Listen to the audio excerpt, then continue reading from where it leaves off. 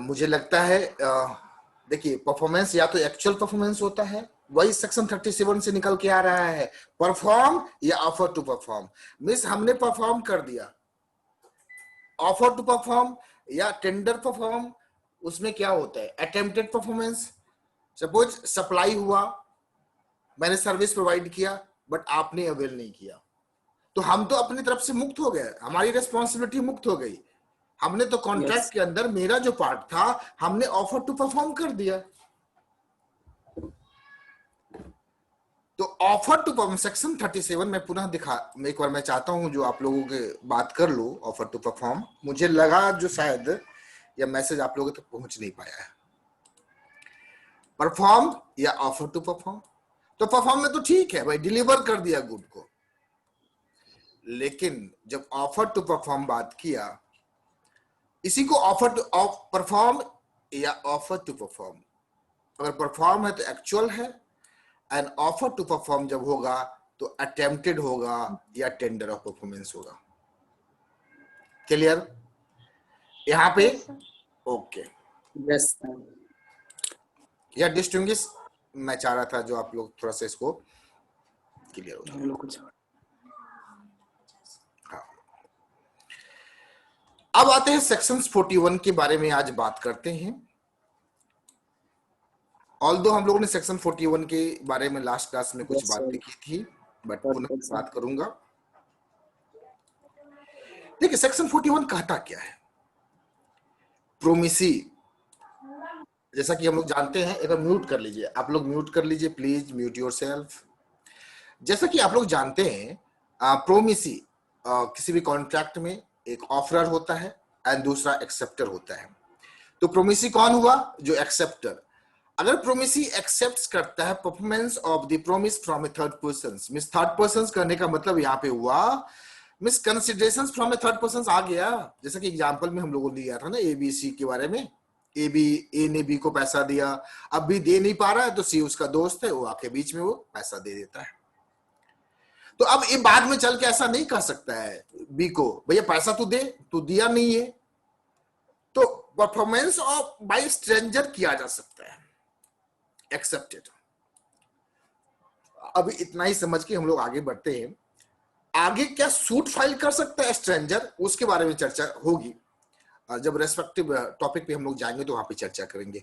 But यहाँ पे consideration जो है सो स्ट्रेंजर से एक्सेप्ट किया जा सकता है। अब ज्वाइंट प्रोमिस, सेक्शन 42 बात करता है ज्वाइंट। ए बी सी है, ए बी सी ने मिलके किसी प्रोजेक्ट के लिए 20 लाख रुपया बैंक से लिया। तीनों की देनदारी मान लीजिए 1/3 1/3 1/3 है, या 30 लाख लिया। अब तीनों को तो 10-10 लाख रुपया चुकाना है। अगर ज्वाइंटली बोले तो 30 लाख, और इंडिविजुअली बोले, पर्सनली बोले तो 10-10 लाख। लेकिन ऐसा हो सकता है, ऐसा घटना घटित हो सकता है जो जब तक पूरा पेमेंट नहीं हुआ उसके बीच में ही किसी एक का देहांत हो सकता है, कोई एक दिवालिया हो सकता है। तो अभी बात करते हैं देहांत हो सकता है। तो वही बोला, जब ऐसा कोई जरूरी नहीं है जो 3 ही होगा, 4 भी हो सकता है, 5 हो सकता है, 10 हो सकता है। 2 और मोर पर्संस बोला, ज्वाइंट प्रोमिस किया है। क्या किया है? ज्वाइंट प्रोमिस किया है। और जब ज्वाइंट प्रोमिस किया है तो जब तक कि कंट्रेरी इंटेंशंस अपीयर्स नहीं होता है, मतलब इसके विपरीत कोई इंटेंशंस उस कॉन्ट्रैक्ट में अगर मेंशन नहीं है, तो ऑल सच पर्संस, क्या बोला? All such persons, all such persons means जितने भी लोग हैं ज्वाइंटली फुलफिल करेंगे, ज्वाइंटली फुलफिल करेंगे उस प्रॉमिस को। इस 30 लाख को पेमेंट करने के लिए, आउटस्टैंडिंग को क्लियर करने के लिए ये लोग ज्वाइंटली फुलफिल करेंगे। आगे बोलता है अगर कोई मर जाता है तो उसका लीगल रिप्रेजेंटेटिव जो है सो मस्ट ज्वाइंटली उस सर्वाइविंग, मान लीजिए एबीसी है, बी का देहांत हो जाता है, तो ए सी एंड बी का लीगल रिप्रेजेंटेटिव उसको फुलफिल करेगा। अब बोलता है ऐसा भी हो सकता है if all of them die, ऐसा हो सकता है? क्यों नहीं हो सकता है? एबीसी पार्टनर है, मनाली घूमने के लिए गया, तीनों पार्टी करने के लिए मनाली गया, रास्ते में कार का एक्सीडेंट हो गया, तो अब तीनों का जो लीगल रिप्रेजेंटेटिव है वो फुलफिल करेगा प्रॉमिस को। ऑल्दो यहीं पे मैं एग्जांपल ले लिया हूं, इसलिए इस एग्जांपल को मैं नहीं करवा रहा हूं। ये लोग आप लोग रीड करेंगे, सेल्फ से करेंगे, सेल्फ से पढ़ेंगे, और पढ़ के अगर समझने में नहीं आएगी तो फिर अपनी बात कर लेंगे। तो अभी हम लोग बात कर रहे थे ज्वाइंट प्रोमिस। ज्वाइंट प्रोमिस के बारे में सेक्शन 42 बात करता है।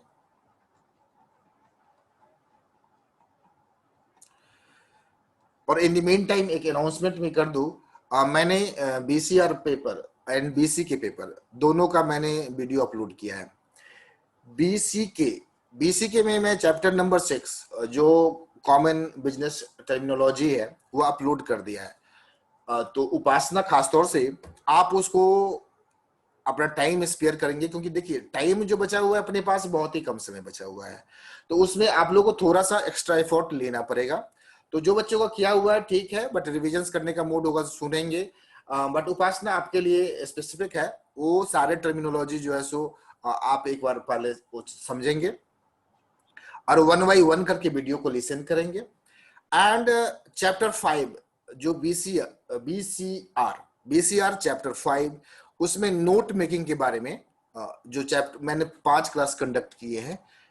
एंड चैप्टर 6 जो है आपका वहां पे मींस राइटिंग है, बेसिक ऑफ राइटिंग्स, उसको भी कवर किया है। तो आप लोगों से रिक्वेस्ट है जो प्लीज आप उसको 1 बाई 1 कंप्लीट करेंगे। एंड जब हो जाता है तो फिर मैं दूसरा क्लास का वीडियो अपलोड कर दूंगा। Yes sir, yes. ठीक है, एक ही बार सारा अपलोड कर दूंगा Yes, तो sir, क्या दूसरे होगा, वीडियो। तो फिर आप लोग क्या सुने क्या ना सुने दुविधा में रह जाएंगे। और दुविधा में अक्सर होता है न माया मिलता है न राम मिलता है। तो चैप्टर बाय चैप्टर हम अपलोड करते जाएंगे, आप लोग कंप्लीट करते जाएंगे। एक एक्स्ट्रा मीन्स आप लोग के ऊपर बर्डन है। Succession and assignment.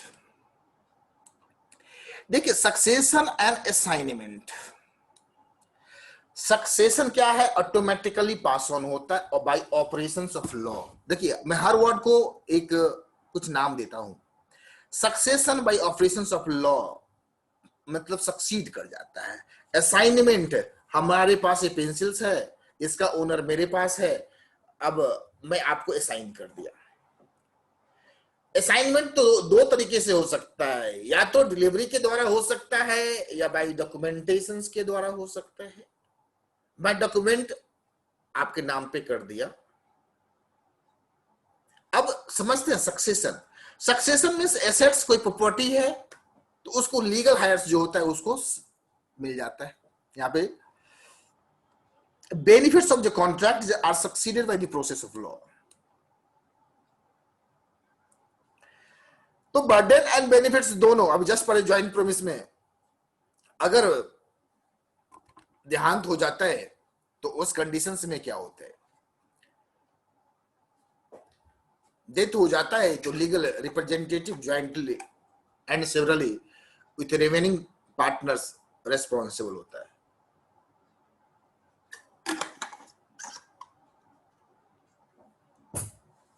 सक्सेशन तो नॉर्मल बातें हैं।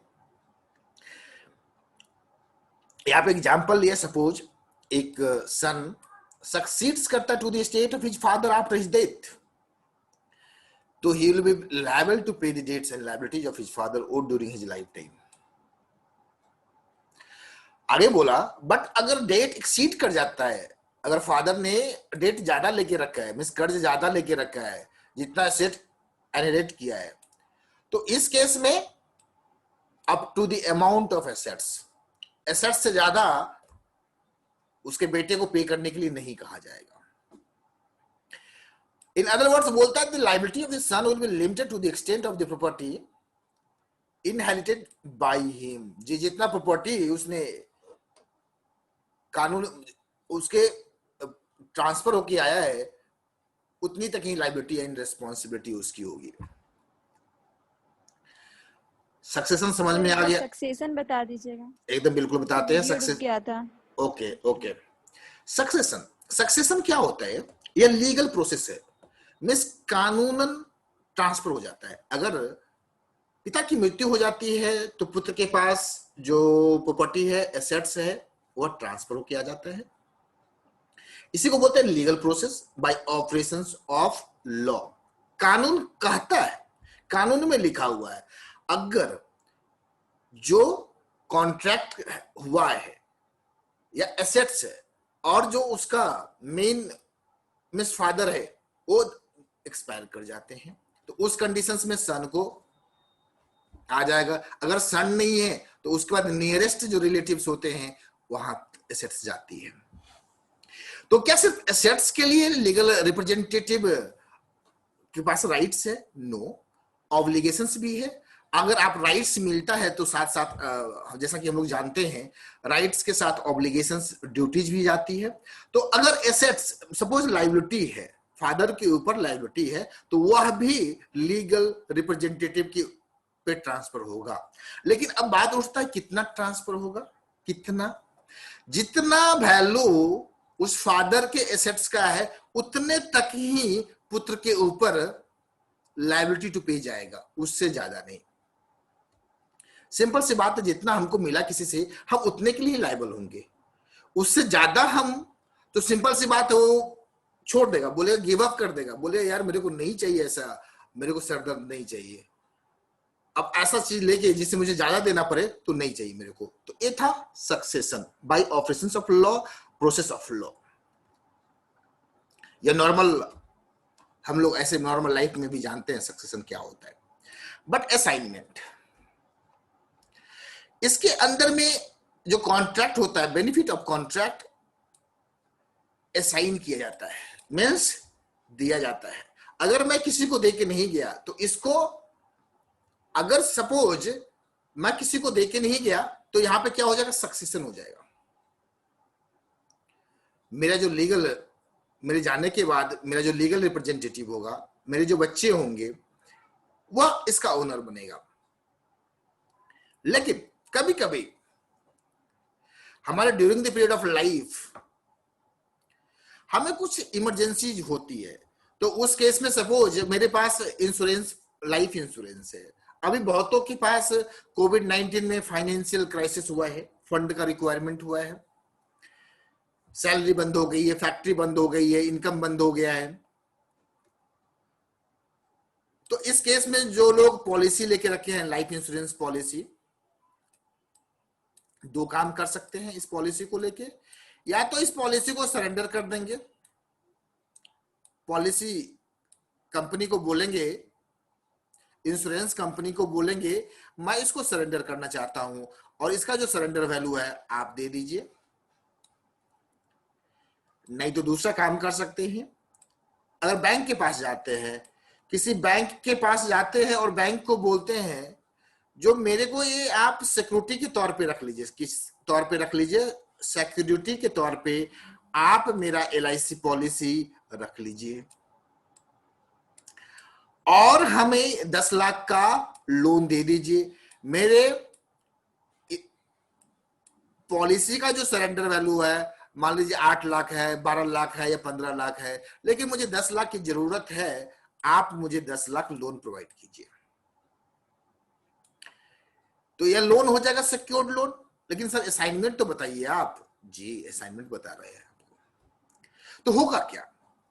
सिंपल, जैसा कि जानते हैं हम, जब भी कोई पॉलिसी ली जाती है, अगर पॉलिसी होल्डर का डेथ हो जाता है तो इसके जो लीगल रिप्रेजेंटेटिव है, मींस इमीडिएट फैमिली मेंबर्स, अगर मैरिड है तो वाइफ, और वाइफ भी गुजर बसी है तो उसके बच्चे को उस पॉलिसी अमाउंट का हक मिलेगा। और कानून बोलता है ये जो पॉलिसी होता है इसके ऊपर कोई इनकम्बरेंस नहीं हो सकता है, कोई चार्ज नहीं हो सकता है। कहने का मतलब कोई अगर लीगल आउटस्टैंडिंग ड्यूज भी है तो इस पॉलिसी अमाउंट से उसको सेटअप नहीं किया जा सकता। क्यों नहीं किया जा सकता है? क्योंकि अगर किसी फैमिली में किसी का अपना गुजर गया है उसे तो उस चीज का कष्ट है ही, और उसके पैसे को भी कोई इधर उधर कर दे तो कितनी बड़ी कष्ट हो सकता है। तो इसलिए कानूनन कहता है पॉलिसी का अमाउंट तो मिलेगा ही, जो उसका नॉमिनी है उसको मिलेगा, और नॉमिनी अपने फैमिली मेंबर्स ही होते हैं। सर अभी तक असाइनमेंट नहीं समझ में आया जी, अभी तक मैं असाइनमेंट नहीं समझाया हूं, अब एक लाइन में असाइनमेंट समझाता हूं, जो मुझे समझाना था अब समझाता हूं। तो अब यहाँ पे बैंक कहता है भैया आप पॉलिसी देंगे, बट ये पॉलिसी का तो मेरा कोई वैल्यू ही नहीं है, आप जैसे ही गुजर जाएंगे आपकी पॉलिसी तो आपकी वाइफ को मिल जाएगी, सरेंडर जो भी पैसा है कंपनसेशन तो वाइफ को मिलेगा, तो मुझे तो कुछ हाथ ही नहीं लगेगा। आप ऐसा करो, इस पॉलिसी को असाइन कर दो, असाइन कर दो, मेरे को सुपुर्द करो डॉक्यूमेंट बाय डॉक्यूमेंटेशन, जो इसका बेनिफिट्स है अगर एक्सपायर करेगा तो यह असाइनमेंट के द्वारा यह जो है सो किसके पास चला जाएगा, बैंक के पास चला जाएगा, और इस केस में थर्ड पार्टी गेट्स इन्वॉल्व। तब अगर कोई पॉलिसी असाइन हो गया है, मीन्स कोई इंश्योरेंस पॉलिसी अगर असाइन हो गया है, तो इस केस में जिस थर्ड पार्टी को असाइन हुआ है वह इन्वॉल्व हो जाएगा।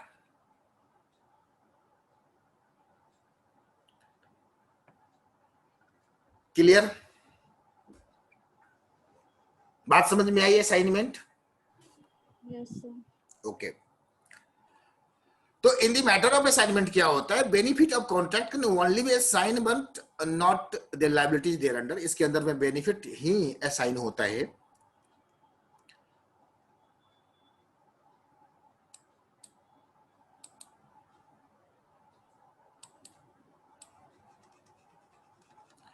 तो अभी हम लोग बात कर रहे थे succession and assignment.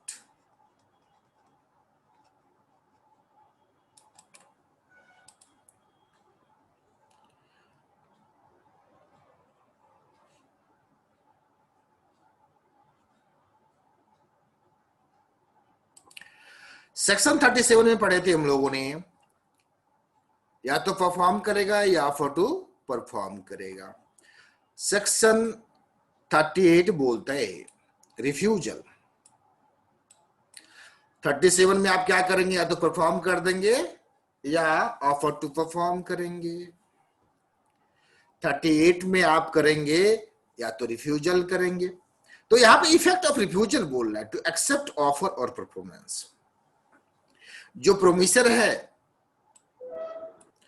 Means offeror, जो offeror has made an offer of performance to the promisee means offeree,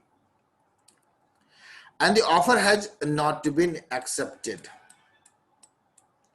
तो सिंपल सी बात है, जब ऑफर ही नहीं एक्सेप्ट हुआ तो promisor is not responsible for non performance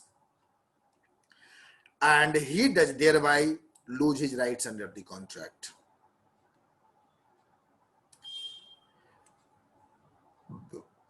suppose मान लीजिए कोई ऑफरर ये यहां पे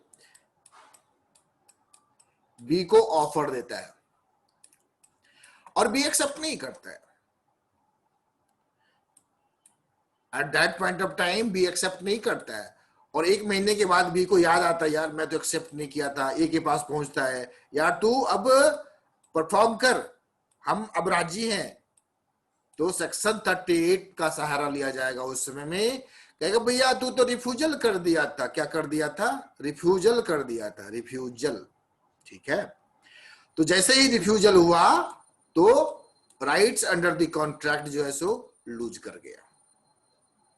कौन? बी।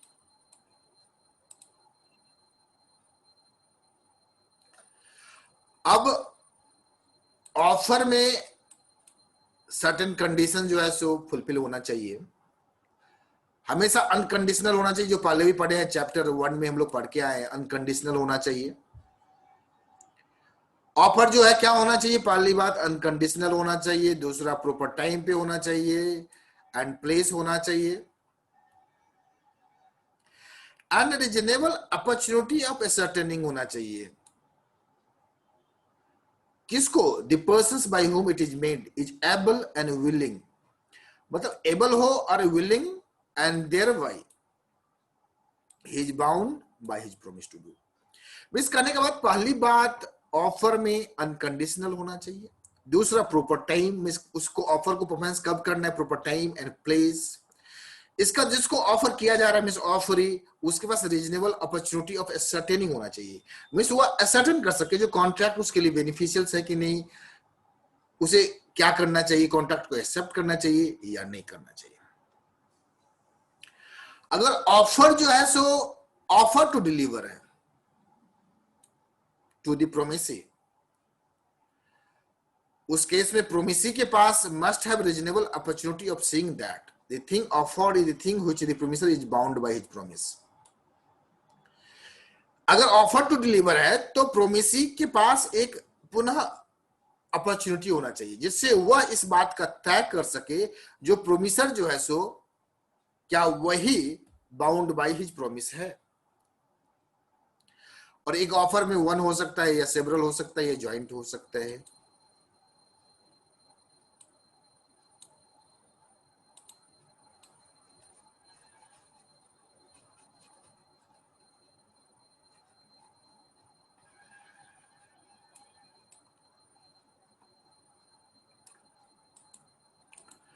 सेक्शन 38 सिंपली कहता है अगर रिफ्यूज कर दिया तो उसका आगे परफॉर्मेंस नहीं होगा। अब आते हैं सेक्शन 39 में। अब effect of a refusal of a party to perform promise, यह सेक्शन 39 क्या बोलता है। जब पार्टी टू ए कॉन्ट्रैक्ट, पहले वाले केस में सेक्शन 38 में क्या होता है, कॉन्ट्रैक्ट ही नहीं होता है। कॉन्ट्रैक्ट होने के लिए क्या है, ऑफर होना चाहिए, एक्सेप्टेंस होना चाहिए, कंसिडरेशन होना चाहिए, सारी बातें का फ्लो होना चाहिए, तभी एसेंशियल्स वैलिड कॉन्ट्रैक्ट होगा। यहाँ पे सेक्शन 30 बात करता है जब कॉन्ट्रैक्ट बन जाता है, party to a contract has refused to perform, ये दूसरी मिस कॉन्ट्रैक्ट बनने के बाद ए और बी कॉन्ट्रैक्ट कर लेता है, उसके बाद कोई रिफ्यूज करता है या डिसेबल हिमसेल्फ, मतलब एनेबल को से बनाया, डिसेबल मतलब खुद अपने आप को उस कॉन्ट्रैक्ट से दूर करने का कोशिश करता है। Disable himself from performing his promise entirety, मतलब पूरा का पूरा। तो ऐसे कंडीशंस में कॉन्ट्रैक्ट क्या होता है, पुट टू एन एंड हो जाता है, कॉन्ट्रैक्ट तो समाप्त होता है। Unless he has signified by words or by conduct by his acquiescence or in its continuance।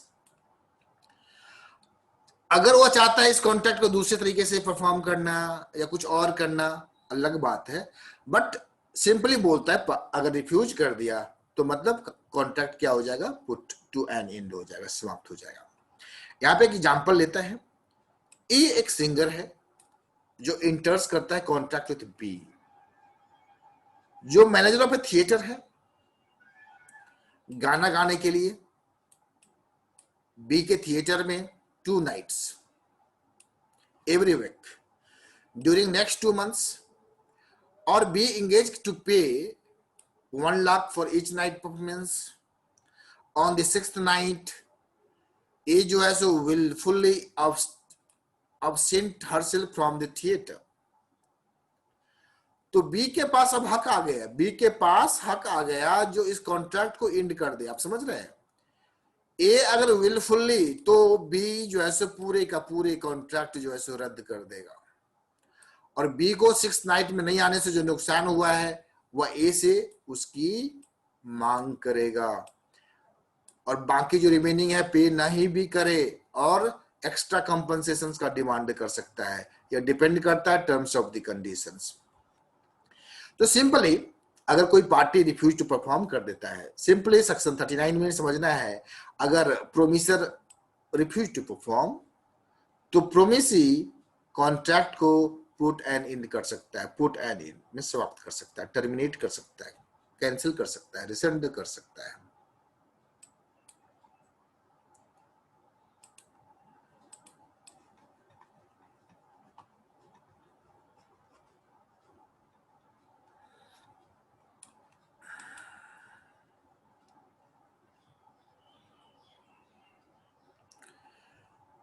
Liability of joint promisor and promisee।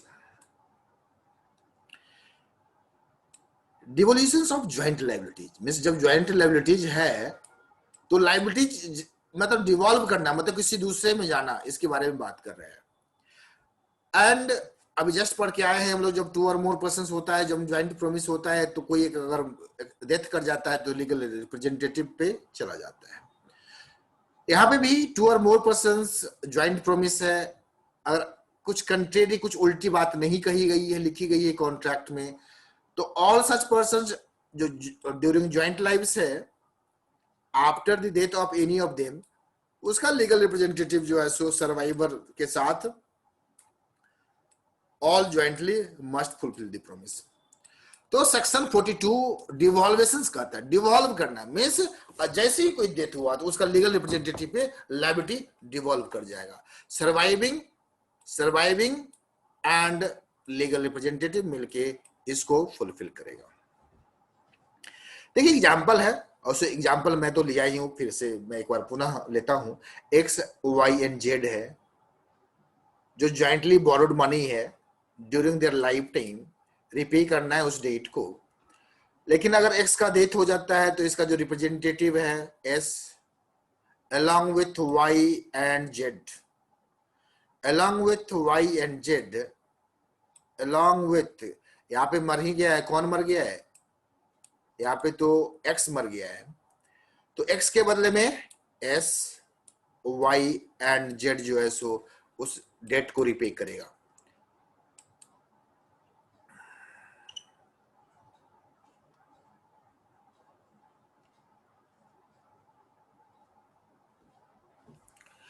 लेकिन एक बात उसमें लिखा हुआ था, unless the contrary intentions appears. अगर उस कॉन्ट्रैक्ट में कुछ लिख दिया गया है, इंटेंशंस कुछ उल्टा लिखा हुआ है, कुछ भी लिखा हो सकता है, कॉन्ट्रैक्ट है, कुछ भी हो सकता है। तो ऊपर जो बात पढ़े हैं हम सेक्शन 42 में, जो डिवॉल्व कर जाएगा लीगल रिप्रेजेंटेटिव पे, वह तभी पॉसिबल है, ऊपर वाली कहानी rule, only if the contract reveals no contrary intentions, कोई विपरीत इरादा नहीं लिखा हुआ है। तो section 42 voluntary discharge of obligations by joint promisors. अब बोलता है व्हाट विल हैपन अगर वॉलंटरली ज्वाइंट प्रोमिसर्स अपनी लायबिलिटी को पे नहीं करता है, तो वहां पे आ जाएगा सेक्शन 43, रिवॉल्व कर जाएगा सेक्शन 43। अब देखते हैं ए, बी और सी। अब तीनों ने मिलकर एक प्रोजेक्ट किया और 30 लाख बैंक से लोन लिया। अब क्या हुआ, बी और सी का तो कोई इंटेंशन से मान लीजिए प्रोजेक्ट में कमाई नहीं हुआ, प्रोजेक्ट बर्बाद हो गया। अब बी और सी तो बिल्कुल नहीं चाह रहा पेमेंट करना, और ए का थोड़ा सा अपना रेपुटेशन से मार्केट में, बैंक वाले इसको परेशान कर रहे हैं, बोल रहे जो मीडिया में इस बातों को डिफॉल्टर लिस्ट में आपका नाम डाल देंगे। तो ए बेचारा अब सोचा यार मैं तो, मेरी नाम भी चली जाएगी। तो बी का भी और सी का भी, मतलब 30 लाख का 30 लाख प्लस इंटरेस्ट ये चुका देता है, ये चुका देता है अपना मार्केट रेपुटेशन को होल्ड करने के लिए। अब क्या होगा, ये 30 तो चुका दिया, अब बी तो मुक्त हो गया, बी सी तो बैंक वाला पूछेगा नहीं। अब लीगल एक्शंस लेने का जो राइट्स आ गया, जो बैंक लेता वह अब ए के पास आ गया, क्योंकि ए ने बी और सी की लायबिलिटी को मुक्त किया है। तो यही कहता है जब 2 और मोर पर्सन्स जब ज्वाइंट प्रोमिस करते हैं, and promisee may in the absence of agreement to the contrary compel any one or more of such joint promises to perform the whole of the promises.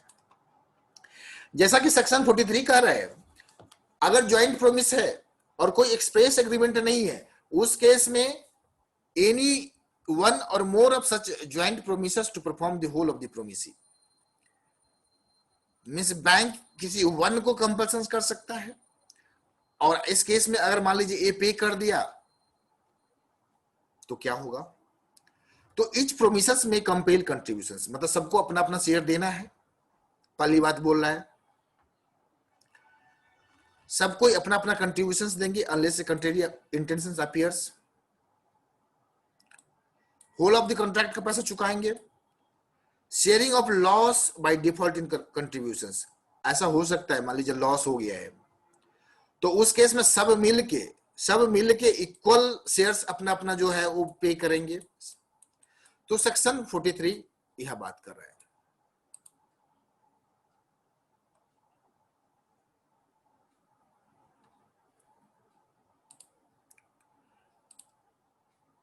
Section 43 में आप लोग का जो book में example है उसको हम लोग देखते हैं।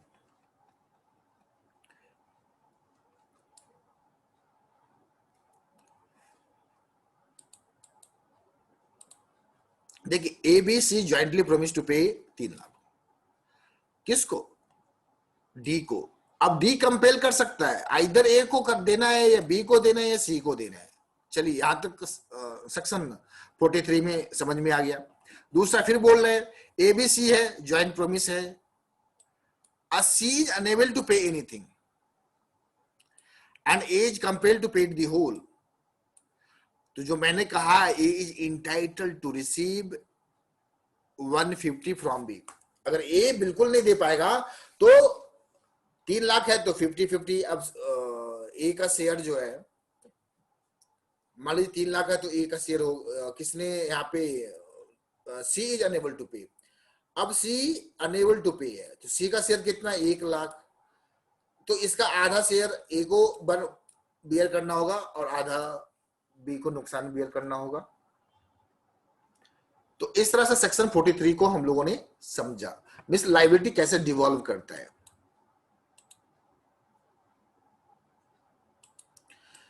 कोई सवाल वगैरह है, कोई क्वेश्चन है तो पूछ सकते हैं।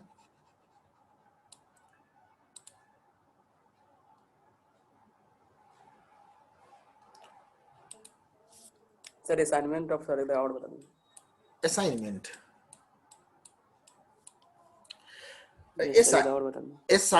क्या होता है ना, लीगल डॉक्यूमेंट के द्वारा, खास तौर से असाइनमेंट इंश्योरेंस पॉलिसी में आता है, क्योंकि इंश्योरेंस पॉलिसी जब तक सर्वाइवर है तो कोई बात इशू ही नहीं है।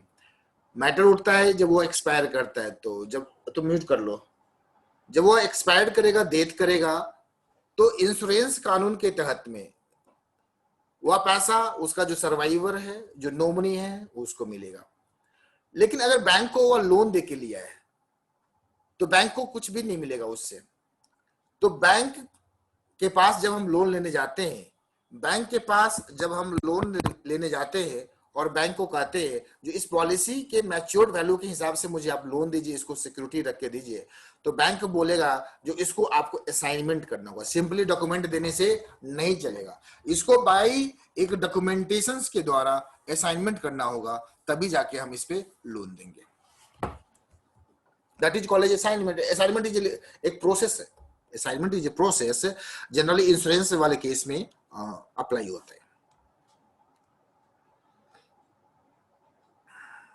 और सिंपल सी बात मैंने कहा था, स्टार्ट ही किया था, असाइनमेंट 2 तरीके से हो सकता है, या तो बाय डिलीवरी हो सकता है या बाय डॉक्यूमेंटेशन हो सकता है। अब मेरे पास से मैं इस पेंसिल का ओनर हूं, जब तक मेरे पास से मैं ओनर हूं, आपको इसको मैं असाइन कर दिया, डिलीवर कर दिया, तो इसका ओनरशिप आपके पास चला गया। लेकिन इंश्योरेंस वाले केस में बाय असाइनमेंट मतलब आपको अगर मैं डिलीवरी दिया तो उससे असाइनमेंट नहीं जाएगा। उसके लिए क्या करना होगा, डॉक्यूमेंट पे, एक लीगल डॉक्यूमेंट पे वह ट्रांसफर करना होगा। ट्रांसफर वर्ड मैं नहीं यूज कर रहा हूं, फुल्ली ट्रांसफर नहीं होता है। अगर लोन चुका दिया जाता है मतलब वो ट्रांसफर नहीं, लोन जब तक सबसिस्ट करता है, लायबिलिटी जब तक सबसिस्ट करता है, तो असाइनमेंट बैंक के फेवर में होता है। यहां पे हम लोग बात कर रहे थे release of one joint promisor, section 44। अभी जस्ट हम लोगों ने देखा केस ABC वाली, ए जो था अनेबल टू पे था, तो अब तो क्या हो गया, ए तो रिलीज हो गया। तो अब क्या होगा effect of release, one of the joint promisor is dealt with section 44। इसमें बोलता है सेक्शन 44 क्या बोलता है, जब 2 or more persons have a joint promise, चलिए ठीक है, a release of one of such joint promisors by the promisee doesn't discharge the other joint promisors or joint promisee.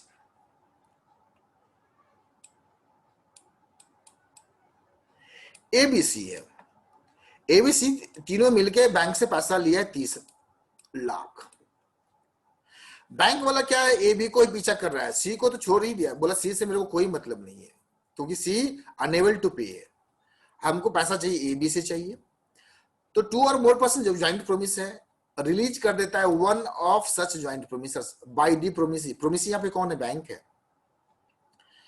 तो इसका मतलब ये नहीं doesn't discharge the other joint promisors or joint promisee, neither does it free the joint promisors so released from the responsibility to other joint promisors. करने का मतलब ठीक है, बैंक वाले ने रिलीज कर दिया, ए भी बोल रहा है मैं तो रिलीज नहीं किया ना तेरे को, सी को बोलता है मैं तो रिलीज नहीं किया ना, तुम्हारा जो शेयर है तुमको तो देना पड़ेगा, चलो तुमने बैंक को नहीं दिया, मैंने तुम्हारे बिहाफ में पे कर दिया, अब ये पैसा तुम मेरे को अब दे, और नहीं तो ए बी के पास राइट है लीगल एक्शंस लेने का, कानूनी प्रक्रिया में जाने का। एग्जाम्पल देखिए यहाँ पे A B C jointly 9 lakh है, मैं 30 लाख था, यहाँ पे 9 लाख है। टू डी, डी रिलीज कर देता है ए को, चलो ठीक है भैया, ए को बोल दिया, यहाँ पे मैंने सी को किया था, यहाँ पे इसने ए को कर दिया। तो इन दिस केस क्या होगा, release of A doesn't discharge B and C, बिल्कुल सही। बी सी को अब 40-40 में देना है, 4.5 लाख 4.5 लाख। अब बोलता है A is not liable to pay to D but he remains liable to pay. अब ए तो डिस्चार्ज कर दिया ए को, डी ने डिस्चार्ज कर दिया, ठीक है, ए को पे नहीं करना है, किसको, डी को, बट रिमेन्स लायबल टू पे बी एंड सी। जैसा कि मैंने कहा ए बी को यहाँ पे करना है, और he is liable to make the contribution to other joint premises. आज के लिए इतना ही, अगर कोई क्वेश्चन है तो पूछ सकते हैं आप लोग।